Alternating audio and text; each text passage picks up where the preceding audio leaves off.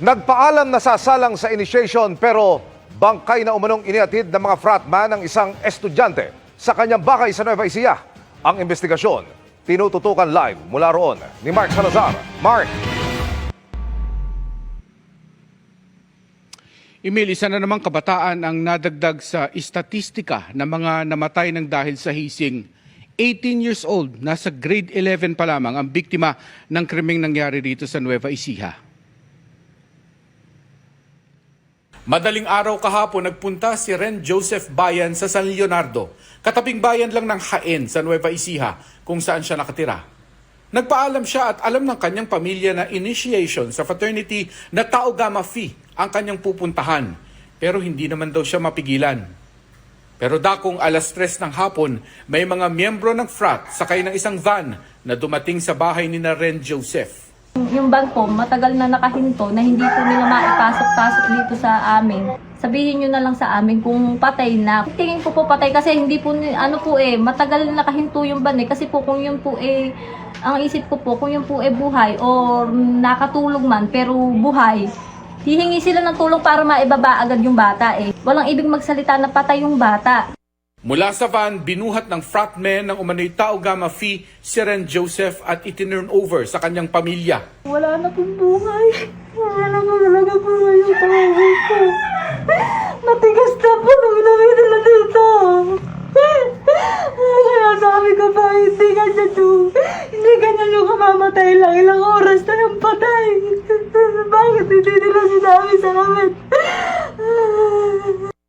May 6 na iba pang kasama si Ren Joseph na isinalang sa hazing kahapon, pero si Ren Joseph lang ang namatay. Maraming pasapo yung bata. Sa hita, sa balakang niya dito, sa ganito niya.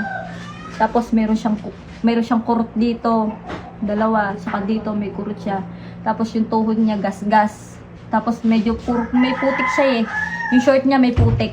Hindi humarap sa kamera ang Jaén Police, pero ayon sa kanila, identified na ang may-ari ng bahay ng pinangyarihan ng hazing. May mga pangalan sila ng mga miyembro ng frat na nagsagawa ng hazing.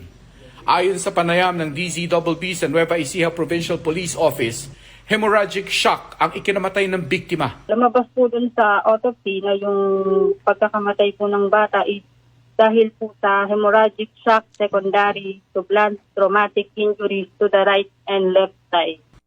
Maaari rin tumayong mga testigo ang 6 na iba pang isinalang sa hazing. Bali po, meron na pong iniimbestigahan na kasama po dun sa nakasurvive dun sa hazing yung investigador po na may hawak po dito. Okay. Pero medyo hesitant po siya magbigay ng information. Oo. Opo, kaya. Pero andun pa rin naman po yung para makonvince po yung bata na magbigay po ng statement. Wala po kaming malinaw na detalye kung ano po talagang nangyari sa bata. Pag po talaga hindi po sila nakipag-cooperate sa amin, talaga pong desidido po talaga kami na magsampa ng kaso. Yun na lang po ang magagawa namin para sa pamangkin namin. Emil, ang Jaén Police Office ang may hawak ng initial investigation ng kasong ito dahil taga rito yung biktima at dito idinulog ng pamilya ang reklamo. Pero sa oras na umabot ito sa punto na magsasampa na ng criminal case, ipapasa na ito muli sa San Leonardo Police Office kung saan nangyari ang krimen at nandoon ang jurisdiction ng San Leonardo Police. Emil. Maraming salamat, Mark Salazar.